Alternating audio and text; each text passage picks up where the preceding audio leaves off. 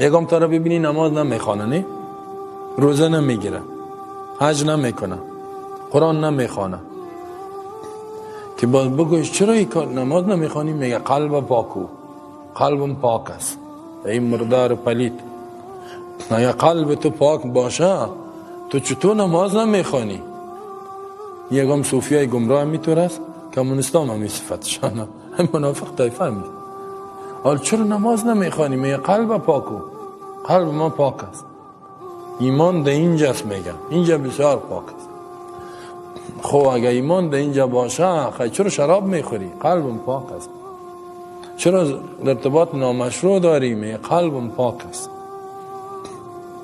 حالا اگه قلب پاک باشد، از منبع پاک، اعمال پاک صاف، گپای صاف، تو خود گپ عملت خراب، زبانت خراب، کارت خراب، تو چطوری میگی قلب ما پاک است؟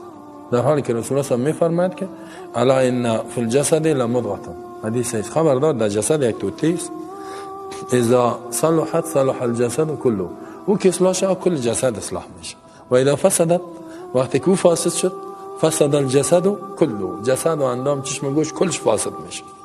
کدام است؟ رسول الله گفت الا خبردار و هی القلب، و توته چی است؟ قلب است. قلب ای که اصلاح شوه، ای که پاک شوه، ای که صاف شوه، ای که تزکیه شوه، ده ای که توحید جای بگیره، ایمان قوی جای بگیره، کل دیگه چیزا چشم گوش همه درست میشه.